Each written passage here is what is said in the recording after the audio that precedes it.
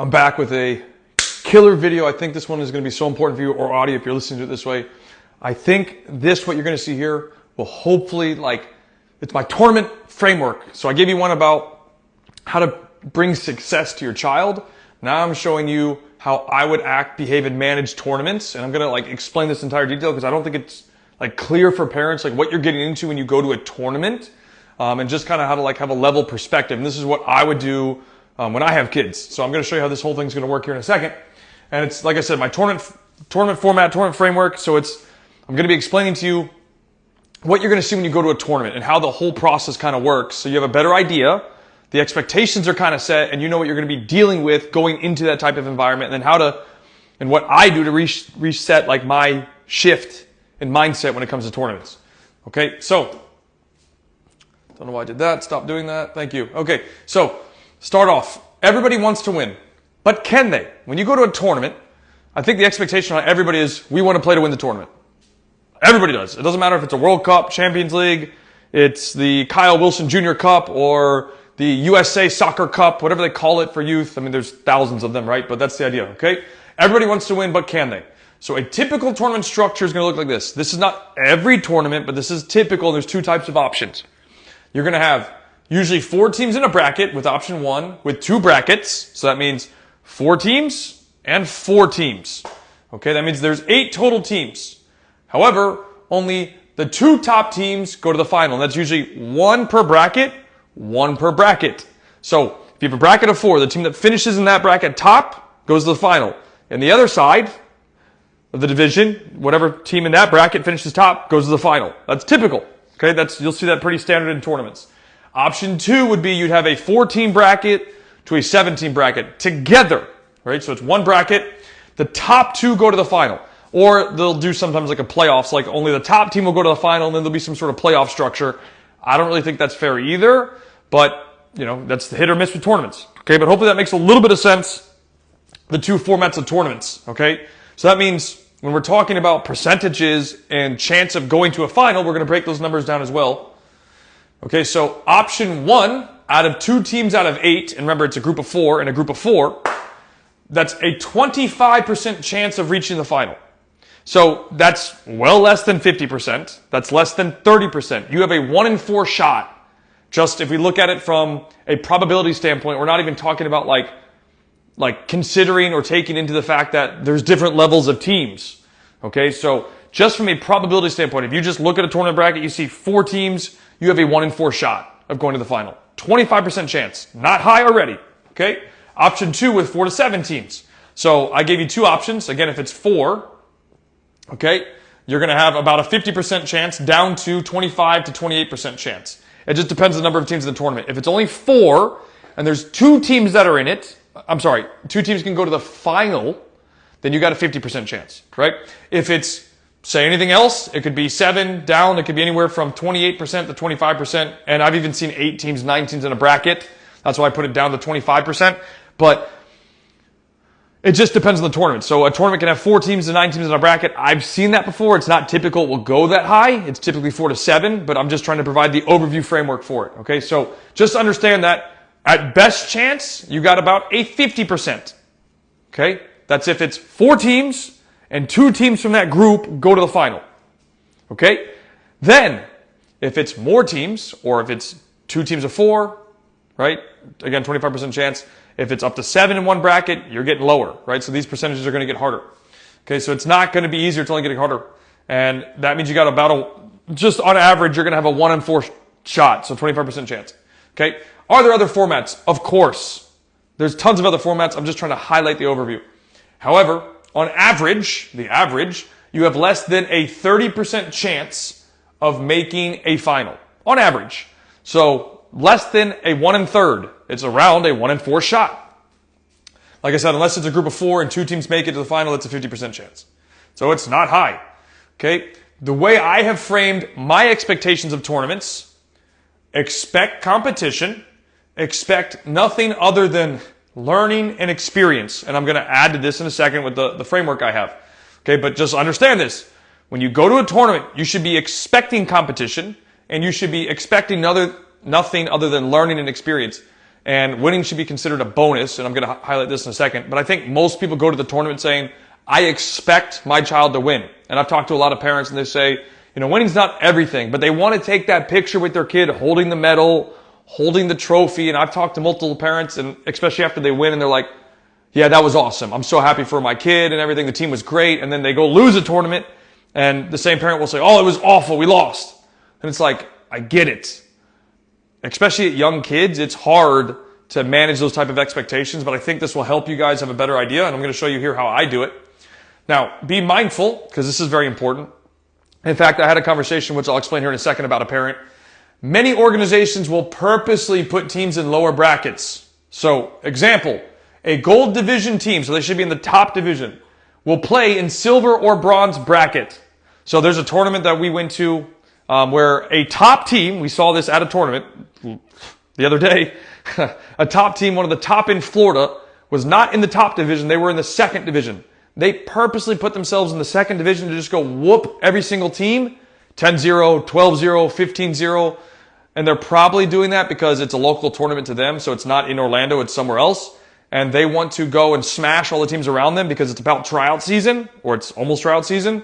So they're going to want to say, hey, we whooped these teams, come to our tryout. Okay? When kids are crying, parents want to protect their kids. They say, okay, let's take you to a new club. This team just whooped us 12-0. Let's go to that club. I've seen it happen multiple times. Okay, so they do that just to win, bring the trophy home, and promote on social media to bring attention to their organization. Happens all the time. Okay, so be mindful of that and understand. Now, here's my framework, and I think this will be very important. This is what I would be doing when I have kids, and this is what I do now as a coach anyway, so I'm just transferring it to you and how you can transfer it as a parent, so either side, because we're adult figures on the sideline. Whether you're on this side as a coach or this side as a parent, we're both on the sideline watching kids play soccer at the end of the day, even if you think it's coaching. Okay, now, 6 steps, right? First off, I'm a parent now.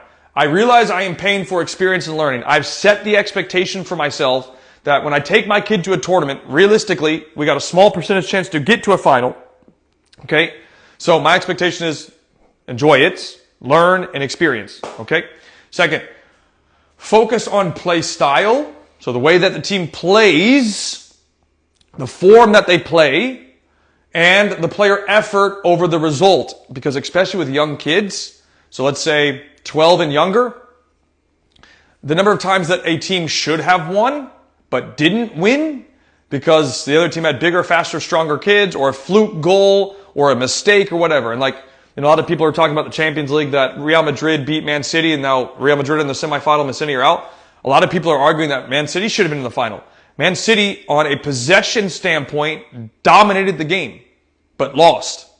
It happens even at the pro level. So whatever way you want to skin the cat, focus on play style and player effort over result. That's how I do it. Okay? Then you need to understand the division and level of play. And I think this is probably the hardest for parents. And then I'm going to give you that example with that parent I talked about earlier. Is there are literally levels to the game. There's gold on average. Gold, silver, bronze. Just like that. Bronze, silver, gold. Right? Then sometimes you'll have like showcase or super group or whatever other vocabulary word to use. But that's the typical thing here. Now, I'll give you a honest example. This actually happened. We had a team do a tournament. Group 1. They made it to the final. They won. We spoke to all the parents. Happy as hell. Oh my God, so happy. They're like, oh my God, this is the best tournament ever. The kids won. They took their picture. They did their thing. We're like, okay, cool. Literally 3 weeks later, they played a identical tournament and got walloped in like 1 or 2 games, right? And this is basically 6 months teams. This is a team 6 months into competitive. They were recreational before, right? So they're like low bronze. And so then we get messages from the parents. I'm pissed off. I'm not happy. What is your cancellation policy? Blah, blah, blah, blah, blah. And so we go to find out.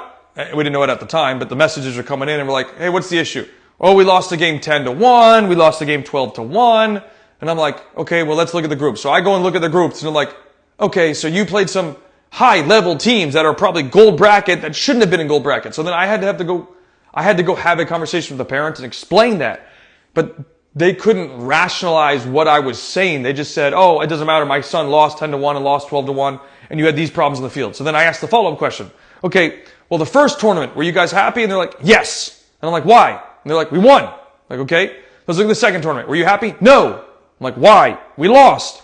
Okay, and what were the issues? Oh, we didn't have a goalkeeper. We didn't have this. We didn't have that. And I'm like, well, you can't win every single tournament, can you? They're like, no. And I'm like, okay, well, that's when I gave them the percentages. The percentage is X. It's about 25% chance you make it to a final. And they're like, oh, okay. And I'm like, well, I understand you want your kids to win. It is improbable that they're going to go to a final every single time. In fact, it's about a 1 in 4 shot. So you're going to go to 4 tournaments and go to a final once on average, right? On that percentage point. Okay. Just ideal for you.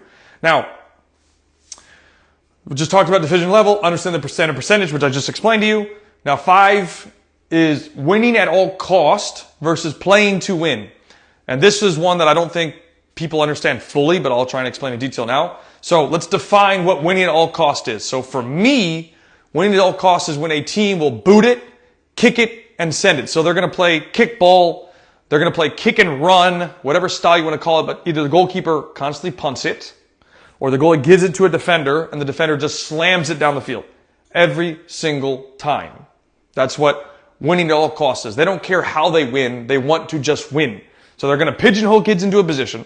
They're going to be slamming the ball down the field to the biggest, fastest, strongest kid that can kick it hard as hell and score. Okay? That's what winning at all costs is.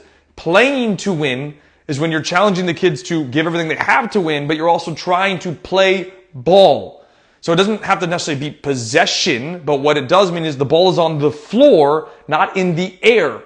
So the ball, or I should say, more often than not, the ball's on the floor than in the air. Okay, because the other team will be kicking it, booting it, sending it, kick and run style. Okay, so by using this philosophy, if we're not focused on winning at all costs, we're focused on playing to win, we can then translate our mind to say, okay, how is the team playing? Are they trying to keep the ball on the floor? Are they trying to execute? But here's where it gets sticky. When you use this format, playing to win, with young kids, they're going to lose a lot more. That's why kick and run or kickball, what I call it, is so prominent in youth soccer. Doesn't matter really what the age, because even older groups do it. Because they know that the bigger, faster, stronger kids will win now over the kids that try and play from the back. Like I built a team 2019 into 2020, right before COVID. And this team dominated everybody from a possession standpoint. We would outshoot teams 20-5 on average, right? We had the numbers. And we lost more games than we won because we didn't have a strong keeper at the time. So anytime there was a shot against us, it was basically a goal, or more often than not, a goal. And then we didn't finish. Like we would take 20 shots, just dominate possession and not score. So those are the type of things that you have to deal with when you try to do playing to win. Okay, now, the final piece here, winning is just a bonus. So this is very important. When you go to a tournament, we focus on experience and learning, and then if they win or make it to a final, that is a bonus. So if you come with that mindset shift and you understand these 6 things, you'll be way happier when you go to tournaments because you won't be pissed off that your kid doesn't win. And that's the framework that I have now as I coach. If I win, it's a bonus. I try to focus on playing to win, understanding the division that we're playing in. I focus on the play style and the player effort over the result. And I'm much happier. As a coach, way happier than worrying about the result. Because especially with young kids, 8, 9, 10, 11, 12, it's so I don't think people realize how hit or miss this is. And I think that's probably the biggest takeaway about this whole thing, outside of the percentage chance of making it to a final. Doesn't everybody want to go to the final? Of course I want to go to the final and try and win. Duh. But the chance of you doing that is smaller. And then if you take into consideration the level of the opponents, right? So like your team versus the opposing teams, you may have a greater percentage because your team might be stronger, or you may have a lower percentage because your team's in a higher bracket and they're playing top competition. It just depends. So this is why most teams and clubs will put their teams into lower brackets just to win, because that keeps parents happy. But I think if you take this framework for yourself, you can level up and understand that it's not just about the win. Of course you want to win. I want to win, but you can't always win. And I think that's a good lesson for kids to learn is you want to always try to win, but you can't always win. You just have to win one time to find success. So understand that. 1 in 4 shot just based on simple math to go to a final. The chance is not in your favor. You're going to do 4 tournaments in a row before you get to a final. So if you come with that framework and that mindset, you'll be in a much better position moving forward with you and your son or daughter. Okay, so I hope that makes sense. Hope you enjoyed this. If you did and found value from it, please share this with somebody that you feel like could benefit from the framework. And I will see you guys later.